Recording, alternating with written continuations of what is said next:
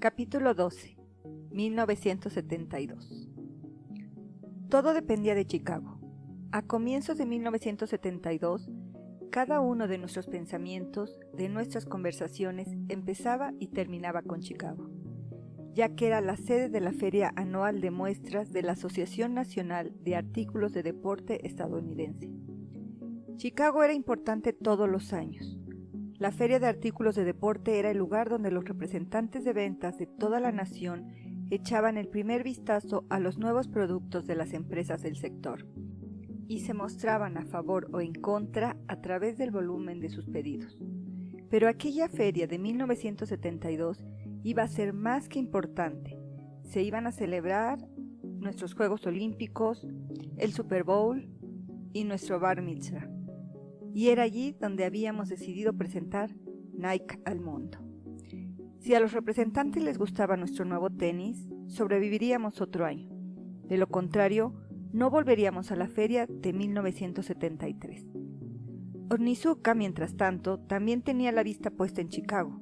Días antes de que diera comienzo la feria, sin decirme ni una palabra, habían publicado una nota en la prensa japonesa anunciando a bombo y platillo la adquisición de Blue Ribbon.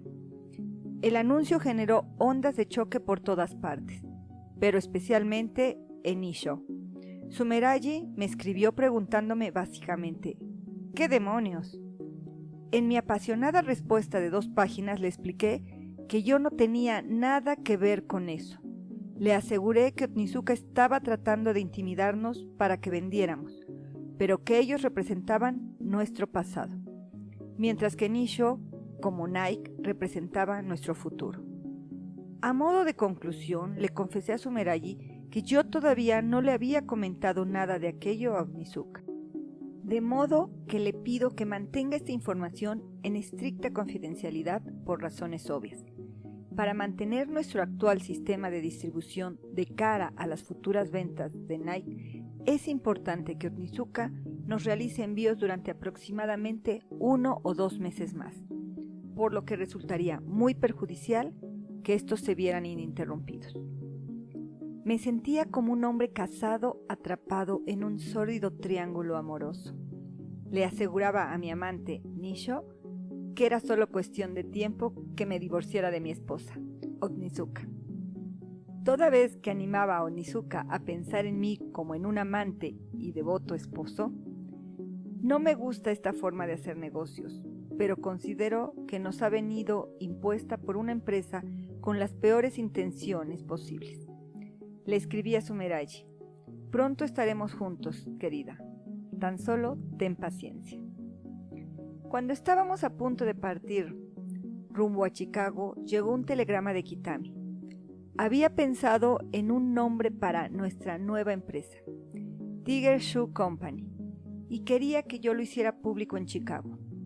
Le respondí diciéndole que el nombre era hermoso, lírico, pura poesía, pero que por desgracia era demasiado tarde para hacer nada público en la feria. Todos los rótulos y textos promocionales se habían impreso ya. El primer día me dirigí al centro de convenciones y me encontré a Johnson y Goodell, ya atareados con nuestro stand.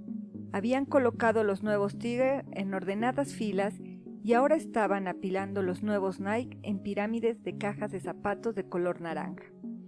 Por aquel entonces, las cajas de zapatos eran o blancas o azules, punto. Pero yo quería algo que las hiciera destacar y resaltaran en las estanterías de las tiendas de artículos de deporte. De modo que había pedido a Nippon Rubber unas de un brillante naranja neón, creyendo que era el color más atrevido de todo el arco iris. A Johnson y Goodell les gustaba, y también el rótulo Nike, impreso en minúsculas en uno de los lados. Pero cuando abrieron las cajas y examinaron los tenis, ambos se quedaron perplejos. Aquellos tenis, la primera partida producida por Nippon Rubber, no tenían la calidad de los Tiger, ni de las muestras que habíamos visto anteriormente. La piel era brillante, pero en absoluto bonita. La Wet Flight parecía literalmente mojada, como si estuviera cubierta de pintura barata o de laca que no se había secado. La capellada estaba recubierta de poliuretano, pero por lo que se veía en Nippon, no eran más duchos que Bowerman a la hora de trabajar con tan delicada y voluble sustancia. El logo del costado, aquella especie de ala ráfaga de aire de Caroline, que nosotros habíamos llamado simplemente swash, estaba torcido. Me senté y apoyé la cabeza entre las manos. Contemplé nuestra pirámide de color naranja. Mi mente se fue a las de Giza. Había solo 10 años que había estado allí, cabalgando en camello por el desierto como Lawrence de Arabia. Todo lo libre que podía llegar a sentirse un hombre. Y ahora estaba en Chicago, cargado de deudas, al mando de una inestable empresa de calzado y lanzando una nueva marca de fabricación chapucera y logotipos torcidos. Todo es vanidad.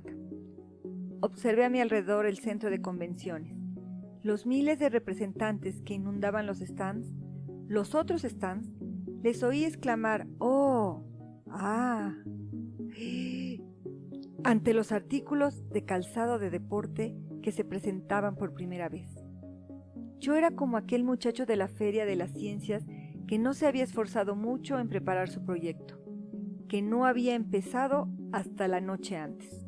Los otros chicos habían construido volcanes que entraban en erupción y máquinas que producían relámpagos, y lo único que tenía yo era un móvil del sistema solar hecho con bolas de naftalina enganchadas a unas perchas de mi madre. ¡Demonios! Aquel era el momento menos indicado para andar presentando tenis defectuosos. Y encima teníamos que promocionarlos entre personas que no eran como nosotros. Eran vendedores, hablaban como vendedores, andaban como vendedores y vestían como vendedores. Camisas de poliéster entalladas, pantalones con elástico en la cintura. Ellos eran extrovertidos, nosotros introvertidos. Ellos no nos entendían, nosotros no los entendíamos, y sin embargo nuestro futuro dependía de ellos, y ahora teníamos que persuadirlos de que aquello llamado Nike merecía su tiempo y su confianza, además de su dinero. Estaba al borde de un ataque de nervios. Entonces vi que Johnson y Goodell ya lo estaban sufriendo y comprendí que yo no podía permitírmelo. Como Penny, se me adelantaron en el ataque de pánico y me impidieron tenerlo. Miren, chicos, les dije, no hay forma de que los tenis puedan llegar a ser peores que estos. No pueden sino mejorar, de manera que si logramos venderlos, estaremos en el buen camino. Ambos movieron la cabeza con gesto de resignación. ¿Y qué otra opción tenemos? Alzamos la vista al frente y allí venían. Una multitud de vendedores dirigiéndose como zombies hacia nuestro stand. Tomaron los Nike, las acercaron a la luz, acariciaron el logotipo. ¿Qué demonios es esto?, le dijo uno a otro. Ni maldita idea, respondió el otro. Empezaron a acribillarnos a preguntas. ¡Hey! ¿Qué es esto? Un Nike. ¿Y qué demonios es un Nike? Viene de Nike, la diosa griega de la victoria. ¿Griega de qué? La diosa de la ¿Y esto? Es un sos. ¿Y qué diantres es un sos? La respuesta me salió espontánea. Es el sonido de alguien cuando pasa a tu lado. Eso les gustó mucho, muchísimo. No nos fue mal, de hecho nos hicieron pedidos. Al final del día habíamos superado nuestras mejores expectativas. Fuimos uno de los exitazos de la feria, al menos así es como yo lo veía. Johnson, como de costumbre, no estaba contento, siempre igual de perfeccionista. Las irregularidades de aquella situación, dijo, le desconcertaban. Esa fue la expresión que utilizó. Las irregularidades de aquella situación. Yo le pedí que se fuera con su desconcierto y su irregularidad a otra parte, que lo dejara correr. Pero él no podía hacer eso. se marchó atropelladamente, tomó a uno de sus principales clientes y le preguntó qué estaba pasando. ¿A qué te refieres?, le preguntó el tipo. A que nos presentamos con este nuevo Nike que todavía no se ha probado y francamente ni siquiera es muy bueno y ustedes lo van a comprar. ¿Por qué? El hombre se echó a reír. Llevamos años tratando con los de Blue Ribbon, le explicó, y sabemos que son honestos. Los demás siempre intentan pegártela, pero ustedes van de frente. Así que si dicen que este nuevo tenis, este Nike, tiene posibilidades, nosotros les creemos. Johnson volvió al stand, rascándose la cabeza. Ser honestos, comentó. ¿Quién lo diría? Goodell se rió. Johnson se rió. Yo me reí. E intenté no pensar en las muchas medias verdades y mentiras que le había dicho Onizuka. Las buenas noticias corren. Las malas lo hacen más rápido que Prefontaine. Como un cohete. 2 semanas después, Kitami se presentó en mi oficina, sin previo aviso, sin preámbulo, y fue directo al grano. ¿Qué es eso? Esa cosa, esa. Nikkei, requirió. Yo puse cara de póker. ¿Nike? Nada. Una línea que hemos desarrollado para cubrirnos las espaldas en el caso de que Onizuka cumpla su amenaza y nos deje en la estacada. La respuesta lo desarmó. Como estaba previsto, llevaba semanas ensayándola. Era razonable y lógico que Kitami no supiera qué responder. Había venido buscando pelea y yo había contrarrestado su embestida poniéndolo contra las cuerdas. Exigió saber quién fabricaba los nuevos tenis. Le respondí que se hacían en diferentes fábricas de Japón. Exigió saber cuántos Nike habíamos pedido. Unos cuantos miles, le dije. Respondió con no estuve muy seguro de lo que significaba. No le mencioné que 2 miembros del beligerante equipo de baloncesto de mi ciudad natal, los Portland Trail Blazers, acababan de llevar tenis Nike durante una aplastante victoria sobre los New York Knicks por 133-86. El Oregonian había publicado recientemente una foto de Geoff Petrie derribando a un Nike llamado Phil Jackson, y el swoosh aparecía bien visible en los tenis de Petrie. Lo bueno del Oregonian es que no tenía mucha circulación en Kobe. Kitami me preguntó si el nuevo Nike estaba en las tiendas. Desde luego que no. Mentí. ¿O fue solo una mentirijilla?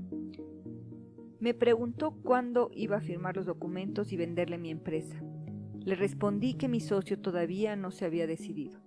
Fin de la reunión.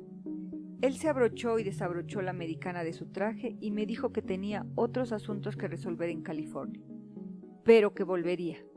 Salió de mi despacho e inmediatamente tomé el teléfono, marqué el número de nuestra tienda en Los Ángeles, contestó Bork. John, nuestro viejo amigo Kitami va a la ciudad. Estoy seguro de que irá a la tienda. Esconde los Nike. ¿Eh? Sabe lo de los Nike, pero le he dicho que no están en venta. ¿Qué me estás pidiendo?, preguntó Bork. No lo entiendo. Parecía asustado e irritado. Él no quería hacer nada deshonesto, me dijo. Te estoy pidiendo que escondas unos cuantos pares de tenis. Le grité y luego colgué. En efecto, Kitami se presentó aquella misma tarde, se enfrentó a Bork, lo acosó a preguntas, le sacudió como un poli a un testigo poco creíble. Bork se hizo el sueco, o eso me contó más tarde. Kitami pidió usar el lavabo, una estratagema, obviamente. Sabía que el lavabo estaba en la trastienda y necesitaba una excusa para fisgonear. Bork no se dio cuenta de esto, o no le importó. Poco después Kitami Estaba en el almacén, bajo la luz de una bombilla, contemplando con el ceño fruncido cientos de cajas de zapatos de color naranja Nike. Nike por todas partes, y ni una gota para beber. Borg me telefoneó en cuanto Kitami se fue. «Nos ha cachado», me dijo. «¿Qué ha pasado?», le pregunté. «Se ha colado en el almacén. Se acabó, Phil». Colgué, me desplomé en mi silla. «Bueno», dije en voz alta, a nadie. «Supongo que vamos a averiguar si podemos existir sin los Tiger». De hecho, nos dimos cuenta de algo más. Al cabo de poco, Borg se fue. En realidad, no recuerdo bien si se fue o Gude lo despidió. Fuera como fuese, no mucho después supimos que tenía un nuevo trabajo. Trabajaba para Kitami. Pasé días y días contemplando el vacío, mirando por la ventana, esperando a que Kitami jugara su próxima carta. Vi mucho la televisión, el país, el mundo entero estaba conmocionado ante la repentina apertura de relaciones entre Estados Unidos y China. El presidente Nixon estaba en Pekín estrechándole la mano a Mao Zedong, un acontecimiento casi equiparable al primer alunizaje. Nunca pensé que llegaría a verlo. Un presidente estadounidense visitando la ciudad prohibida, tocando la Gran Muralla. Me acordé de cuando estuve en Hong Kong. Había estado tan cerca de China y sin embargo tan lejos. En aquel entonces pensé que nunca tendría otra oportunidad, pero ahora pensaba, algún día, tal vez. Finalmente Kitami movió ficha, volvió a Oregon y pidió una reunión, en la que solicitó que estuviera presente Bowerman.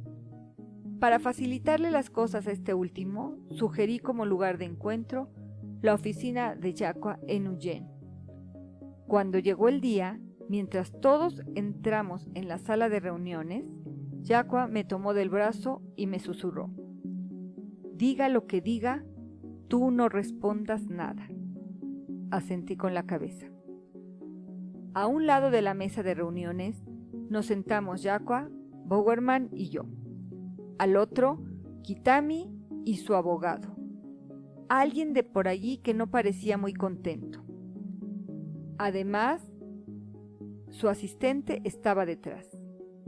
Pensé que al menos podría haberme dedicado una media sonrisita, antes de recordar que aquella no era una visita de cortesía.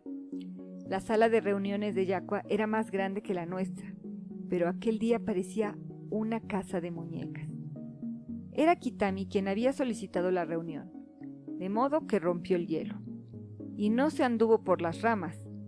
Le entregó una carta a Yaqua de forma inmediata. Nuestro contrato quedaba anulado. Me miró a mí y luego de nuevo a Yaqua. «Lo lamento mucho», dijo. Nos pedía $17,000 que afirmaba que le debíamos por unos tenis ya entregados. Para ser exactos, exigía $16,637.13. Yaqua dejó la carta a un lado y dijo que si Kitami se atrevía a mantener aquel imprudente curso de acción, si insistía en romper el contrato, le demandaríamos. «Ustedes han causado esto», dijo Kitami. «Blue Ribbon ha violado su acuerdo al fabricar tenis Nike», añadió, y no lograba entender por qué habíamos arruinado una relación tan provechosa. ¿Por qué habíamos lanzado esas Nike? Aquello era más de lo que yo podía soportar. «Le diré por qué», estallé. Yaqua se volvió hacia mí y gritó: «¡Cállate, Bob!». Luego Yaqua le dijo a Kitami que esperaba que todavía se pudiera hallar una solución. Un pleito resultaría sumamente perjudicial para ambas empresas. La paz equivalía a prosperidad. Pero Kitami no tenía ganas de paz. Se levantó e hizo una seña a su abogado. a su asistente y le siguieron. Cuando llegó a la puerta se detuvo. Su rostro cambió. Estaba a punto de decir algo conciliador. Se disponía a ofrecer una rama de olivo. Yo sentí que algo se ablandaba en mi interior. A Onizuka dijo entonces, le gustaría seguir contando con el señor Bowerman como asesor. Aguzé el oído. Puede que no lo hubiera oído bien.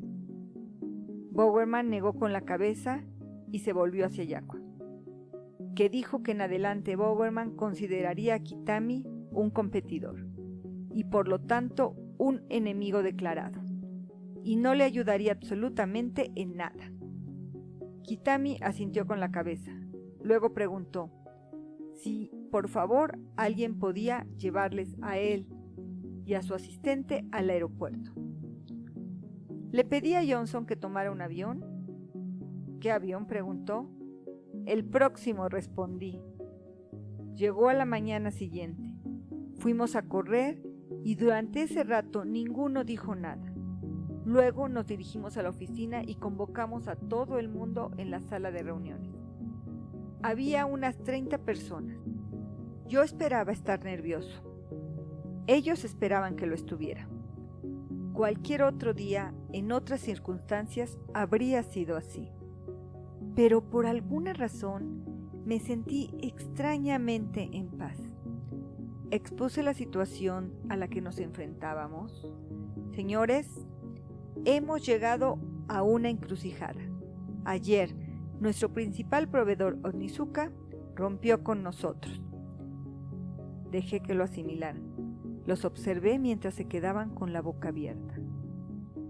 Hemos amenazado con demandarles por daños, proseguí. Y obviamente también nos han amenazado con poner una demanda por incumplimiento de contrato. Si ellos nos demandan primero, en Japón no tendremos más opción que demandarles aquí en Estados Unidos y hacerlo rápido. No vamos a ganar un pleito en Japón, de manera que tendremos que llevarlos a los tribunales, obtener un veredicto rápido y presionarlos para que se retiren. Mientras tanto, hasta que todo esto se arregle, estamos completamente solos. Nos han dejado a la deriva. Tenemos la nueva línea Nike, que parece que ha gustado a los representantes en Chicago. Pero, con franqueza, eso es lo único. Y como sabemos, presenta serios problemas de calidad. No es lo que esperábamos. La comunicación con Nippon Rubber es buena. Inicio se presenta en la fábrica al menos una vez a la semana para intentar que todo se arregle. Pero no sabemos cuánto tardarán en conseguirlo. En cualquier caso, mejor que sea pronto, porque no tenemos tiempo ni margen de error. Bajé la vista hacia la mesa. Todos estaban hundidos, inclinados hacia adelante. Observé a Johnson. Miraba fijamente los papeles que tenía en la mesa y había algo especial en su bello rostro. Una expresión que yo nunca le había visto. Rendición. Como todos los presentes en la sala, tiraba la toalla. La economía nacional estaba de capa caída. Se había iniciado una recesión. Colas en las gasolineras, estancamiento político, paro creciente, Nixon siendo Nixon, Vietnam. Parecía el fin del mundo. Todos los presentes en la sala ya tenían suficiente con tratar de ganarse la vida, pagar la luz, y ahora encima pasaba esto. Así que, en otras palabras, empecé a decir, volví a aclararme la garganta, dejé a un lado mi bloc amarillo de tamaño folio. Lo que intento decir es que los tenemos justo donde queremos. Johnson alzó la vista. Todos los que estaban sentados a la mesa hicieron lo mismo. Se irguieron en sus sillas. Este es el momento, proseguí. Este es el momento que estábamos esperando. Nuestro momento. Se acabó vender la marca de otros. Se acabó trabajar para otros. Onizuka nos ha subyugado durante años. Sus entregas tardías, sus equivocaciones con los envíos, su negativa a escuchar y poner en práctica nuestras ideas de diseño. ¿Quién de nosotros no está harto de todo eso? Es el momento de encarar los hechos. Si vamos a triunfar o a fracasar, debemos hacerlo con nuestras propias condiciones, con nuestras propias ideas, con nuestra propia marca. El año pasado facturamos 2 millones en ventas y en ninguna de ellas tuvo nada que ver Onizuka. Esa cifra fue un testimonio de nuestro ingenio y esfuerzo. No veamos esto como una crisis, considerémoslo una liberación, nuestro día de la independencia. Sí, va a ser duro, no voy a mentirles. Vamos a la guerra, señores, pero conocemos el terreno. Ahora sabemos cómo movernos en Japón. Y esa es una de las razones por las que creo de corazón que podemos ganar. Y si ganamos, se avecinan grandes cosas para nosotros, señores. Seguimos vivos. Seguimos vivos. Cuando terminé mi discurso, pude ver cómo una oleada de alivio recorría toda la mesa como un soplo de aire fresco. Todo el mundo lo sintió. Era tan real como el viento que solía remolinarse en la antigua oficina junto al Pin Bucket. Hubo inclinaciones de cabeza, murmullos, risitas nerviosas. Dedicamos la hora siguiente a realizar una lluvia de ideas sobre cómo proceder, cómo encontrar empresas subcontratistas, cómo hacer que éstas compitieran entre sí para obtener la mejor calidad y el mejor precio. ¿Y cómo íbamos a arreglar los nuevos Nike? ¿Alguna idea? Dimos por finalizada la reunión con una sensación generalizada de jovialidad, de nerviosismo, de euforia. Johnson me dijo que quería invitarme a una taza de café. «Has estado insuperable», me dijo. «Gracias». Pero le recordé que me había limitado a decir la verdad, como había hecho él en Chicago. «Decir la verdad», repetí. ¿Quién lo habría dicho? Johnson volvió a Wellesley y pasamos a centrar nuestra atención en las pruebas olímpicas de atletismo, que en 1972 se celebraban por primera vez en nuestro barrio, Eugene. Teníamos que hacernos con aquellas pruebas, de modo que enviamos a un equipo de avanzada a regalar deportivas a cualquier participante que estuviera dispuesto a aceptarlas y montamos un centro de distribución en nuestra tienda, ahora hábilmente manejada por Hollister. Cuando comenzaron las pruebas, fuimos a Eugene e instalamos una máquina de serigrafía en la trastienda. Hicimos montones de camisetas Nike, que Penny repartió como si fueran caramelos en Halloween. Con todo aquel trabajo, ¿cómo no íbamos a abrirnos camino? Dave Davis, un lanzador de peso, pasó por la tienda el primer día para quejarse de que ni Adidas ni Puma le daban material gratis. De modo que estuvo encantado de tomar nuestros tenis y llevarlos. Terminó cuarto. ¡Hurra! Y lo que es mejor, no solo se puso nuestros tenis, sino que además se paseó orgulloso con una de las camisetas de Penny, con su nombre grabado en el dorso. El problema era que Dave no era precisamente el modelo ideal. Tenía un poco de panza y nuestras camisetas no eran demasiado grandes, lo que acentuaba su barriga más. Tomamos nota: conseguir atletas más pequeños o hacer camisetas más grandes. También tuvimos a un par de semifinalistas que llevaron nuestros tenis de clavos, incluyendo a un empleado, Jim Gorman, que compitió en los 1500 metros. Le advertí que estaba llevando demasiado lejos su lealtad a la empresa, ya que nuestros tenis de clavos no eran muy buenos, pero él insistió en que iba por todas. Y luego, en el maratón, hubo corredores que terminaron en los puestos cuarto, quinto, sexto y séptimo con unos Nike. Ninguno de ellos resultó seleccionado, pero en fin, no estuvo nada mal. La prueba más importante, obviamente, se celebraría el último día, con el duelo entre Prefontaine y el gran atleta olímpico George Young. Por entonces se conocía mundialmente a Prefontaine como Pre, y era mucho más que un fenómeno. Era una absoluta superestrella. Era lo mejor que le había pasado al mundo del atletismo estadounidense desde Jesse Owens. Los comentaristas de deportes solían compararle con James Dean, y con Mick Jagger, mientras que la revista Runner's World decía que la mejor comparación sería con Mohamed Ali. Era el mismo tipo de personaje, fanfarrón y original.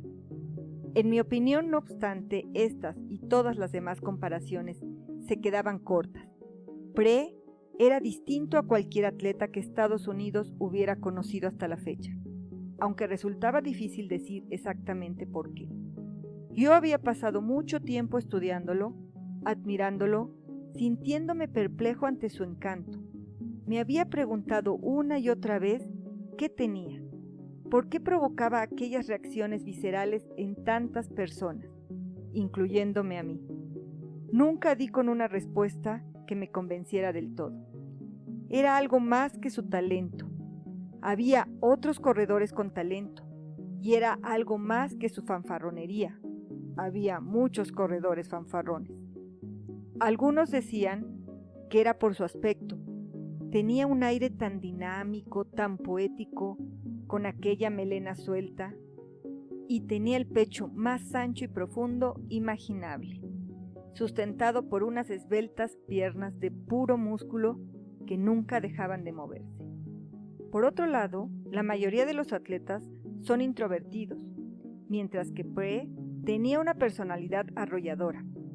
Para él nunca se trataba solo de correr, siempre daba un espectáculo, consciente en todo momento de los focos. A veces pensaba que el secreto de su encanto residía en su pasión. No le importaba morir al cruzar la línea de meta con tal de ser el primero en atravesarla. Independientemente de lo que le dijeran Bowerman y su propio cuerpo, Pre se negaba a bajar el ritmo, a aflojar. Se llevaba a sí mismo hasta el límite y más allá. A menudo, esta resultaba ser una estrategia contraproducente, a veces estúpida, y en otras ocasiones suicida. Pero siempre ponía en pie a la multitud. Da igual el tipo de deporte, da igual, de hecho, la actividad humana que se lleve a cabo. El esfuerzo absoluto siempre gana el corazón de la gente. Obviamente, a todos los oregonianos nos gustaba Pre porque era nuestro. Había nacido entre nosotros, se había criado en nuestros lluviosos bosques y le habíamos aclamado desde que era un mocoso.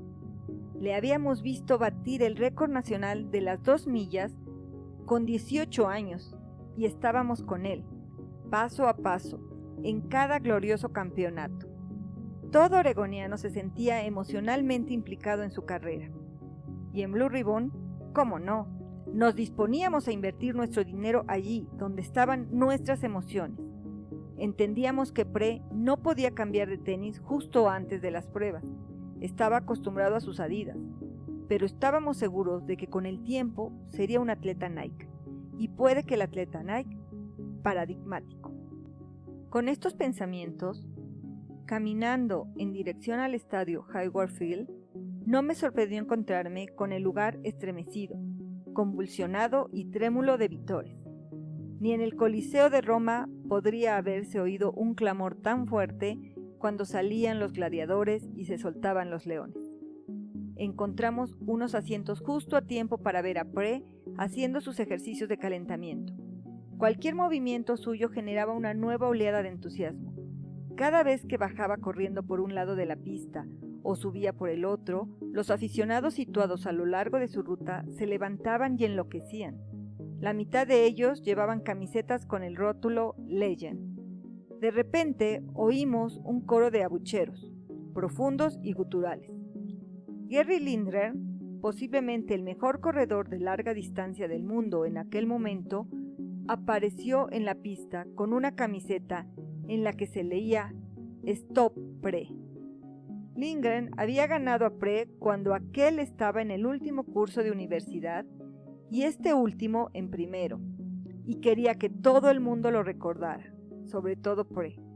Sin embargo, cuando este vio la camiseta de Lindgren, se limitó a negar con la cabeza y sonrió. No había presión, solo más motivación.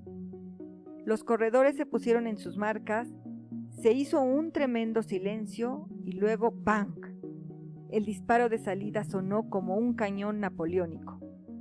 Pre tomó la delantera enseguida. John se situó justo tras él. En un momento, ambos se pusieron muy por delante del resto y el asunto pasó a ser de dos. Lindgren iba muy rezagado, no contaba. La estrategia de cada uno estaba clara. John pretendía mantenerse pegado a Pre hasta la última vuelta y luego aprovechar la superioridad de su sprint para superarle y ganar. Pre, por su parte, trataba de imprimir desde el primer momento un ritmo tan rápido que para cuando llegaran a aquella última vuelta, a John ya no le respondieran las piernas. Durante 11 vueltas corrieron separados por media zancada.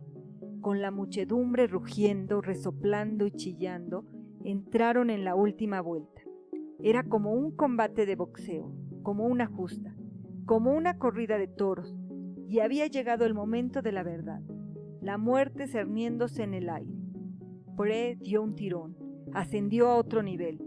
Todos le vimos hacerlo, sacó 1 metro de ventaja, luego 2, luego 5. Vimos hacer una mueca a John y supimos que no podría alcanzarlo, que no lo lograría. Yo me dije, no te olvides de esto, no te olvides. Pensé que uno podía aprender mucho de aquella exhibición de pasión, tanto si corría una milla como si dirigía una empresa. Cuando cruzaron la cinta, todos alzamos la vista hacia el reloj y vimos que los dos habían batido el récord de Estados Unidos. Pre lo había batido por un poquito más, pero aún no había terminado. Divisó a alguien agitando una camiseta con el rótulo "Stop, Pre". Se acercó, se la arrebató y empezó a hacerla girar rápidamente sobre su cabeza como si de una cabellera se tratara. Lo que siguió fue una de las mayores ovaciones que he oído nunca, y eso que me he pasado toda la vida en estadios. Jamás había visto nada parecido a aquella carrera, y sin embargo, no me había limitado a presenciarla. Había participado en ella. Días después todavía me dolían las nalgas y los cuádriceps. Esto es el deporte, lo que puede hacer, pensé. Como los libros, te permite vivir otras vidas, participar en las victorias de otras personas y en sus derrotas. Cuando los deportes alcanzan su punto culminante, el espíritu del aficionado se fusiona con el del atleta, y en esa convergencia, en esa transferencia, reside la unicidad de la que hablan los místicos. Mientras volvía caminando, sabía que aquella carrera formaba parte de mí y que lo haría para siempre, y me juré que también formaría parte de Blue Ribbon. En nuestras próximas batallas con Onizuka, con quien quiera que fuese, seríamos como Pre. Competiríamos como si nos fuera la vida en ello, porque nos iba. Después, con los ojos como platos, esperamos con impaciencia los Juegos Olímpicos. No solo nuestro Bowerman iba a ser el primer entrenador del equipo de atletismo en pista, sino que además nuestro colega Pre iba a ser la estrella. Después de su resultado en las pruebas, ¿quién podría dudarlo? Desde luego, no él.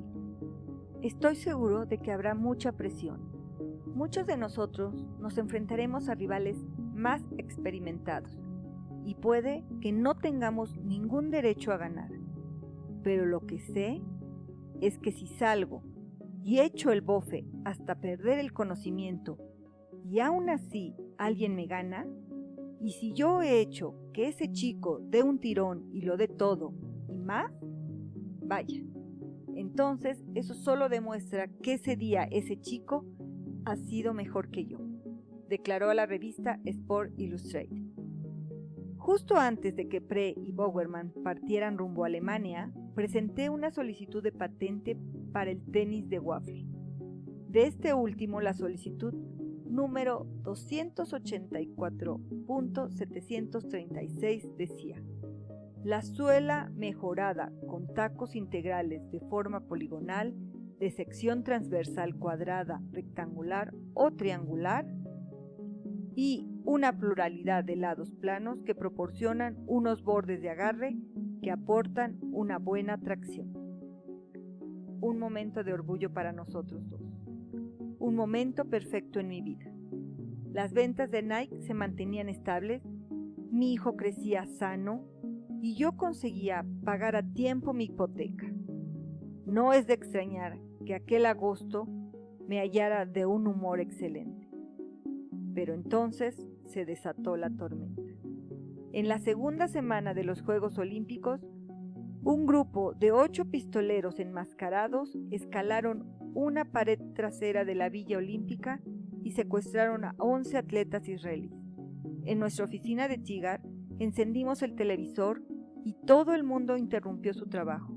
Veíamos la tele día tras día, casi sin hablar, a menudo tapándonos la boca con las manos. Cuando llegó el terrible desenlace, cuando estalló la noticia de que todos los atletas habían fallecido, de que sus cuerpos yacían sobre la pista ensangrentada del aeropuerto, recordé las muertes de los 2 Kennedy y la de Martin Luther King, y la de los estudiantes de las universidades estatales de Kent, y la de todas las decenas de miles de chicos que perdieron la vida en Vietnam. La nuestra era una época difícil, plagada de muerte, y al menos una vez al día te veías obligado a preguntarte, ¿qué sentido tiene todo esto? Cuando Bowerman regresó, fui de inmediato a verle a Eugene. Parecía que no hubiera dormido en una década. Me dijo que él y Pre se habían librado por un pelo del ataque. Durante los primeros minutos, cuando los terroristas se hicieron con el control del edificio, muchos atletas israelíes lograron huir saliendo por las puertas laterales y saltando por las ventanas. Uno de ellos se coló en el edificio anexo donde se alojaban Bowerman y Pre. Bowerman oyó que alguien llamaba a la puerta de su habitación, abrió y se encontró con aquel hombre, un marchador, temblando de miedo y balbuceando algo sobre unos pistoleros enmascarados. Bowerman le hizo entrar de un tirón y telefoneó al cónsul de Estados Unidos. «¡Envíen a los marines!», gritó. Eso hicieron. Los marines no tardaron en asegurar el edificio donde se alojaban Bowerman y el equipo estadounidense. Los funcionarios olímpicos reprendieron duramente a Bowerman por aquella reacción exagerada. Había rebasado su autoridad, le dijeron. En medio de la crisis encontraron tiempo para convocarlo en su sede central. Gracias a Dios, Jesse Owen, el héroe de los anteriores Juegos Olímpicos alemanes, el hombre que venció a Hitler, lo acompañó y se expresó a favor de las acciones de este. Eso obligó a los burócratas a dar marcha atrás. Bowerman y yo nos sentamos y nos quedamos contemplando el río durante un buen rato, casi sin hablar. Luego, con voz áspera, me dijo que aquellos Juegos Olímpicos de 1972 habían supuesto el peor momento de su vida. Jamás le había oído decir algo así, ni lo había visto de esa forma, abatido. No podía creérmelo. Los cobardes nunca partieron y los débiles murieron por el camino. Quedamos nosotros. Poco después, Bowerman anunció que se retiraba como entrenador. Hacía un tiempo sombrío. El cielo estaba más gris de lo habitual y las nubes más bajas. No había otoño. Simplemente nos despertamos un buen día con el invierno encima. Los árboles habían pasado de la noche a la mañana de estar llenos de hojas a quedarse sin ninguna. Llovía sin parar. Por fin llegó el soplo de aire fresco que necesitábamos. Nos enteramos de que a unas horas al norte en Seattle, en el torneo internacional de tenis, un fogoso tenista rumano estaba batiendo a todos los oponentes que encontraba a su paso y lo hacía con un nuevo y flamante par de tenis Nike Match. Era Ilie Nastase, alias Nasty, y cada vez que disparaba su característico remate, cada vez que se ponía de puntillas y lanzaba otro servicio imposible de devolver, el mundo entero veía nuestro swash. Sabíamos desde hacía cierto tiempo que promocionarnos a través de los atletas era importante, si pretendíamos competir con Adidas, por no hablar de Puma, y Gola, y Diadora, y Head, y Wilson, y Spalding, y Cargo, y Etony, y New Balance, y el resto de las marcas que aparecieron en la década de 1970. Necesitaríamos atletas de élite que llevaran y hablaran bien de nuestra marca, pero todavía no teníamos dinero para pagarles. Teníamos menos que nunca, ni tampoco la menor idea de cómo llegar hasta ellos, ni de cómo persuadirlos de que nuestros tenis eran buenos, de que pronto serían mejores y de que debían hacernos publicidad a un precio rebajado. Sin embargo, ahora había un atleta que ya llevaba tenis Nike y que encima ganaba con ellos. ¿Qué debíamos hacer para que firmara con nosotros? Encontré el teléfono del agente de Nastasi, le llamé para hacer un trato. Le dije que le daría $5,000. Me atraganté al decírselo. Si su chico llevaba nuestro material. Él me hizo una contraoferta de 15,000. Cómo odiaba negociar. Lo dejamos en 10,000. Sentí que me estaban robando. Nastasi, me dijo el agente, participaba en un torneo aquel fin de semana en Omaha. Me sugirió que fuera a verle allí con los papeles. Me reuní con Nasty y su despampanante esposa Dominique ese mismo viernes por la noche, en un asador en el centro de Omaha. Después de hacerle firmar en la línea de puntos y de haber puesto el contrato a buen recaudo en mi maletín, cenamos para celebrarlo. Una botella de vino, otra botella de vino. En algún momento empecé a hablar con acento rumano, y Nasty empezó a llamarme Nasty a mí, y sin razón alguna creí que su esposa, supermodelo, empezaba a hacer ojitos a todo el mundo, incluyéndome a mí. Y al final de la noche, al subir a mi habitación, dando traspiés, me sentí como un campeón de tenis, como un magnate y como una persona de gran influencia. Me tendí en la cama y me quedé mirando el contrato. $10,000, dije en voz alta. $10,000. Era una fortuna. Pero a partir de ahora, Nike tenía a un atleta célebre que promocionaba la marca. Cerré los ojos para que la habitación dejara de dar vueltas. Luego volví a abrirlos, porque no quería que dejara de dar vueltas. Chúpate esa, Kitami, le dije al techo. A todo Omaha, chúpate esa. Por aquel entonces, la histórica rivalidad futbolística entre los Oregon Ducks, los Patos de Oregon, mi universidad, y los temidos Oregon State Beavers, los Castores, del estatal de Oregon, era cuando menos asimétrica. Casi siempre perdían mis Patos y generalmente por mucho, y más cuando había mucho en juego. Ejemplo, en 1957, con los dos equipos compitiendo por el liderato de la liga, Jim Shanley de los Patos estaba a punto de lograr el touchdown de la victoria cuando se le cayó el balón sobre la línea de la yarda 1. Perdieron 10-7. En 1972 sufrieron 8 derrotas consecutivas ante los Castores, poniéndome 8 veces seguidas de un humor de perros y nervioso. Pero ahora, aquel año en que todo andaba patas arriba, mis Patos iban a llevar Nike. Hollister había convencido a su primer entrenador de que se pusieran nuestros nuevos tenis de suela de waffle para el gran partido, para la guerra civil. El escenario era la sede de los Castores en la ciudad de Corvallis. Durante toda la mañana había estado lloviznando, pero en el momento del partido diluviaba. Penny y yo estábamos en las gradas, temblando bajo nuestros ponchos empapados, tratando de vislumbrar a través de las gotas de agua cómo el balón giraba en el aire tras el saque inicial. En la primera jugada desde la línea, el corpulento quarterback del Oregon, un tirador de primera, llamado Dan Fouts, le pasó el balón a Donnie Reynolds, que hizo un recorte con sus tenis Nike y se lo llevó para casa. Doc 7, Nike 7, Beaver 0. Aquella noche Fouts, que concluía una brillante carrera universitaria, estaba fuera de sí.